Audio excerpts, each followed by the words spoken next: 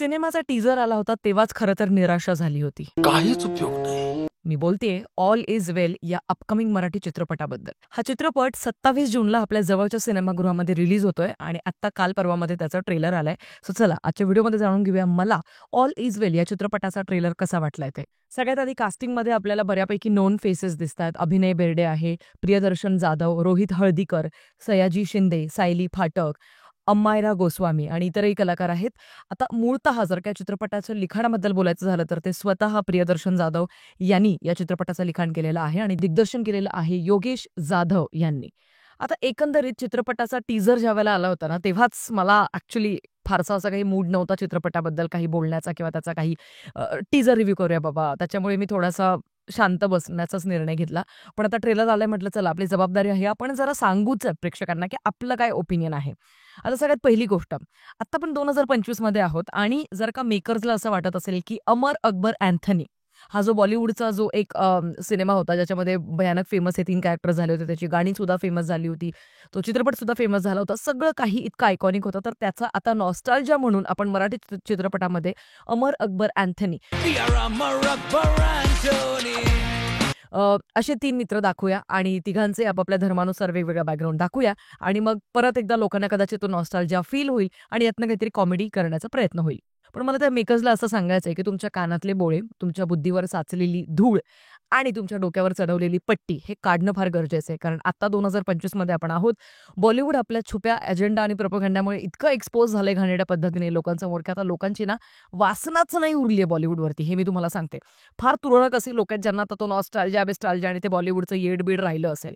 त्याच्यामुळे मला असं वाटतं की आता आपण थोडंसं आपल्या अवतीभोवती काय चाललंय म्हणजे ते म्हणतात ना की आपल्या सभोवतालचं परीक्षण करणं आणि त्याचं निरीक्षण करून एकंदरीत नक्की काय घडतंय आपल्या आजूबाजूला ह्या सगळ्यांची आपल्याकडे ना एक जाणीव असणं फार गरजेचं आहे किंवा त्याचं भान असणं गरजेचं आहे. And specially when it comes to cinema I feel की गोष्टी खूप आता ॲडव्हान्स लेवलला गेलेल्या आहेत. लोक खूप ॲडव्हान्स कॉन्टेंट एक्सप्लोअर करताय. आता त्याच्यामध्ये ऑल इज वेल याच्या जर का एकंदरीत सिनेमॅटोग्राफीबद्दल पाहिलं ते भडक कॉन्ट्रास्ट केलेले रंग, त्याच्यानंतर आज पण म्हणजे या म्हणजे साऊंड इफेक्ट्स वापरले जातात पंचेस लँड करताना कॉमेडी क्रिएट करण्यासाठीचे. सो मला असं वाटतं आणि स्पेशली आता जर का तुम्ही एकंदरीत ट्रेलर पाहिला किंवा टीजर पाहिला तर त्याच तो एका फॉर्मॅटचा चित्रपट आपल्याला वाटतोय की असे चित्रपट आपण OTTला बघणं प्रेफर करतो युज्युअली. जर का आपण आता असाच एक चित्रपट 20 वर्षांपूर्वी आला असता तर कदाचित लोकांनी तो खूप डोक्यावर धरून नक्कीच अगदी नाचले असते सगळेजण. पण ही कॉन्सेप्ट 3 मित्र आहेत आणि एक गोव्याचा, एक ख्रिश्चन आहे, मग एक मुसलमान आहे आणि फॉर सम रिझन जास्त करून सगळे हिंदीच का बोलतायत, I still don't get it. So मला असं वाटतं की जर आपण कुठल्याही राज्यात जरी गेलो ना तरी तिथले जे मुसलमान असतात ते तिथली लोकल लँग्वेज बोलतात. म्हणजे आय नो की आता महाराष्ट्राबद्दल बोलायचं झालं तर मुसलमान मला कधी कधी मराठीत पण बोलताना दिसतात, हिंदीत पण बोलताना दिसतात. त्यामुळे मी थोडीशी डायसी आहे याच्याबद्दल. पण तुमचं काय मत आहे ते मला कॉमेंट सेक्शनमध्ये कळवायला विसरू नका. आणि एकंदरीत आता या चित्रपटाच्या ओव्हरऑल लुक बद्दल बघायचं झालं तर अगेन हा तसाच एक चित्रपट आहे जिथे कॉमेडी करण्याचा प्रयत्न केलेला आहे. ए बाबा इल्लीगल है यार ते. पंजाबी काय को बोलता है? अरे पंजाबी ना इल्लीगल इंग्लिश. क्या चोर है रे तुम लोग. वन्स अ चोर ऑलवेज चोर ना.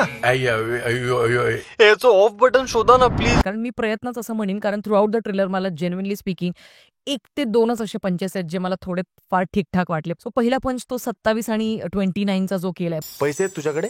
वो जो एटीएम का पैसा हम लोगों ने ठस किया था, हाँ? उसमें से 27 रुपए है मेरे पास. 29 तो एक मला ठीकठाक वाटला. थोडासा इंटेलिजंट रायटिंग मध्ये तसे पंचेस मोडतात. आणि दुसरं रोहित हळदीकर हा एक ना मिमिक्री आर्टिस्ट म्हणून याचे मी 1-2-3 ठिकाणचे स्किट्स मधले काही शॉर्ट्स त्याचे पाहिले होते. त्याच्यामुळे तो उत्तमरित्या मिमिक्री करू शकतो हे मला माहिती आहे. आणि त्याने ज्या पद्धतीने टीजर मध्ये तो डायलॉग दिला होता I think that was also okay okay. Rajkumar का डायलॉग धर्मेंद्र की आवाज में बोल सकता है. कैसा? न तलवार की धार से न गोलियों के की हा ठीक आहे म्हणजे अशी स्माईल आली चेहऱ्यावरती टू बी व्हेरी ऑनेस्ट. पण हसायला असं येणं वगैरे थ्रू आउट द ट्रेलर किंवा टीजर हे जस्ट माझ्यासोबत नाही घडलं. बाकी तुमचं काय मत आहे ऑल इज वेल या चित्रपटाच्या ट्रेलर बद्दल ते मला कॉमेंट सेक्शनमध्ये कळवायला विसरू नका. भेटूया पुढच्या व्हिडिओमध्ये. तोपर्यंत काळजी घ्या. Peace out.